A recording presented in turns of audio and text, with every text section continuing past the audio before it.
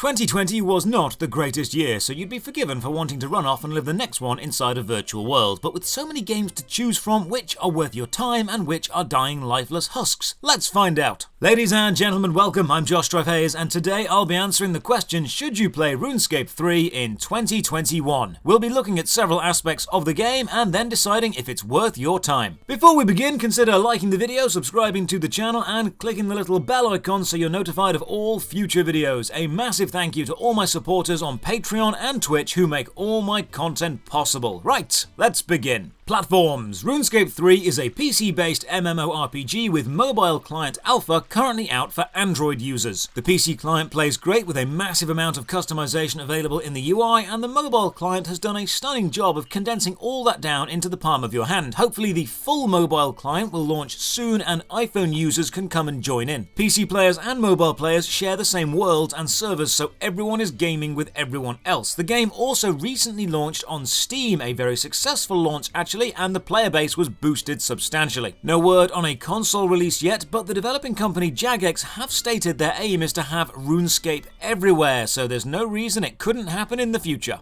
Cost. RuneScape 3 is free to download and play right now, and the free trial shouldn't even be called a free trial. It's a substantial amount of the game. There is a lot of content you can enjoy and adventure through without spending anything. Free players can journey through a large chunk of Gillinor and train 17 out of the game's 27 available skills, and then take on 38 of the game's 277 quests, and all, we'll talk about quests later. Once you've decided if the game is for you, you'll want to look into becoming a member, which means paying the monthly subscription cost of $11 or £7. It's important to note that this membership cost also counts as a membership for old school RuneScape as well, which we'll look at in another video. Members get so much more game. RuneScape 3 is vast. The location, the skills, the quest, the enemies, there's even an achievement in-game for completing absolutely everything, and very few players have it. There is also a few in-game cash shops. One is known as Solomon's Store. You can buy cosmetic outfits and overrides, pets, emotes, and eventually helpful auras that are bought with loyalty tokens, which can only be earned by remaining a member for several consecutive months. You can also buy treasure hunter keys and open treasure hunter chests, which can award anything from small amounts of experience to character-bound weapons. This system did cause some controversy when it was released, and many players, including myself, don't like it at all, but thankfully you can play the whole game without ever touching it. Once you're successful in the game, you can actually buy membership using in-game gold through the bond system. Players can buy bonds from Jagex, then either sell them in-game for gold or redeem them for membership. So once you're pretty good at RuneScape 3, your membership becomes self-sustaining. Gameplay. RuneScape is set in the mythical land of Gillinor. It's a high fantasy place with all the tropes you'd expect. Dense forests, high castles, murky swamps, skeleton-filled dungeons, you get the idea. The game is heavily inspired by Old English legends and mythology, meaning there's a quest where you actually discover Excalibur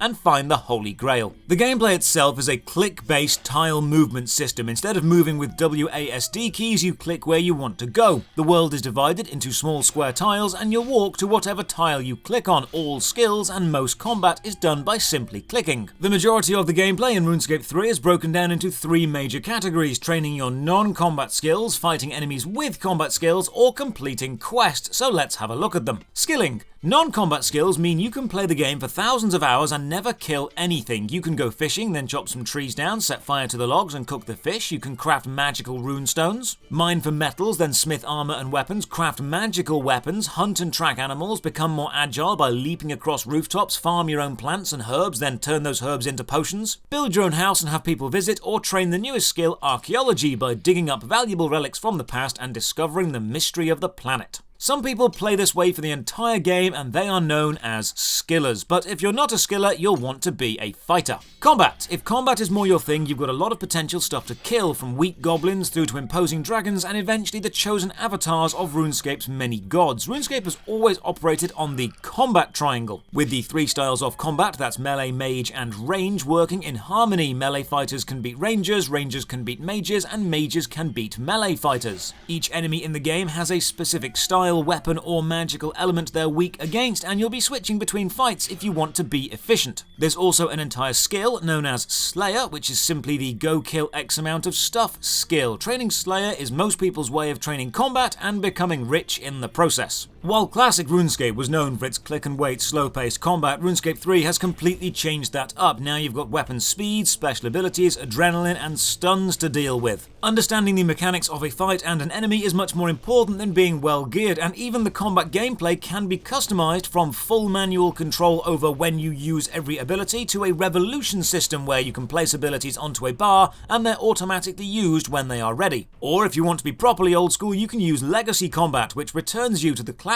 click and wait style. Oh, and all combat style users can play together because they're actually very well balanced. There are no hard classes in RuneScape 3. You can combine any equipment you like from any styles or equip any specialist hybrid armor that lets you perform well in all three. Finding the right combination of armor for any given situation is part of the challenge, and with the ability to dual wield a large variety of weapons, you can take on any boss any way. From running in as a heavily armored tank with a two-handed great axe or wearing a robe and dual wielding crossbows, it's up to you. Quests, and then we have quests. RuneScape 3 features, in my opinion, the best quests in any MMORPG of all time. There are no collect X amount of this or kill X amount of that here. Every quest is an expertly written story, an actual adventure that you go on, and some of the later quests are fully voice acted. Quests in RuneScape 3 are stunningly good, ranging from epic world-spanning plotlines featuring the wars between gods and the effect this has on people like The World Wakes, to horror-inspired panic-stricken journeys through haunted houses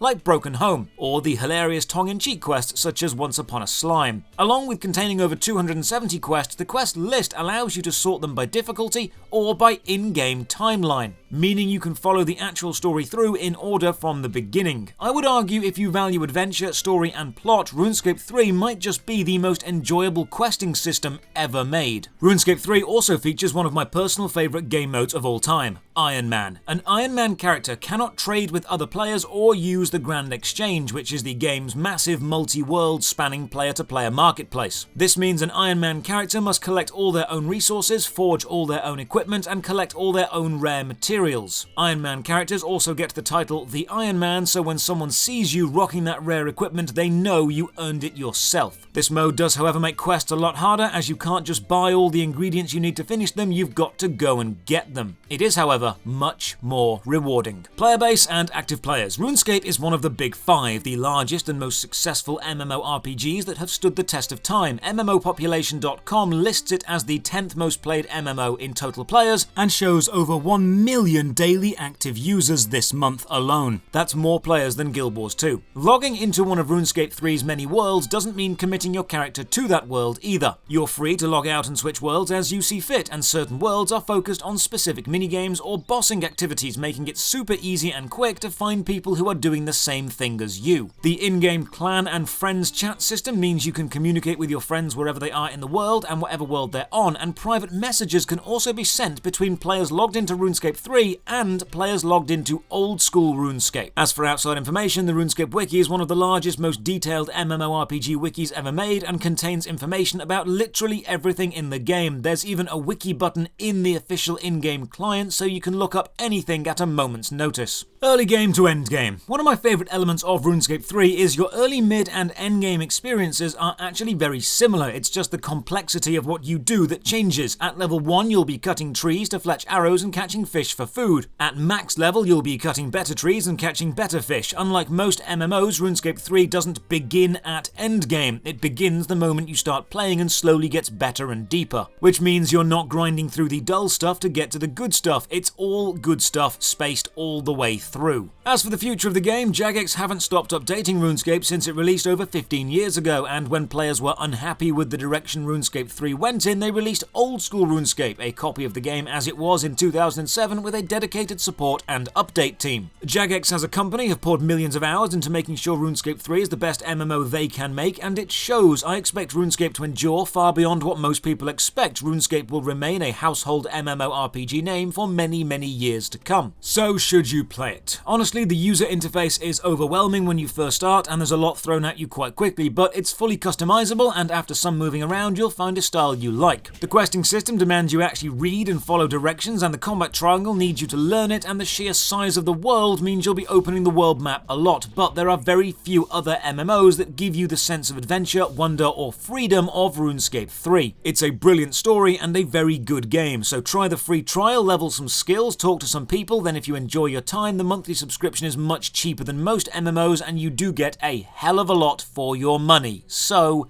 yes, it's definitely worth playing. Cheers for watching. Let me know in the comments below if you've decided to start playing RuneScape 3, and drop a like on the video, sub to the channel, and ring the bell for more MMO content. And again, a huge thank you to all my supporters on Patreon and Twitch who make all my content possible. You can support the Patreon from only £1 a month or join the Discord. Links are all below. Thank you for your time, and as always, have a great day.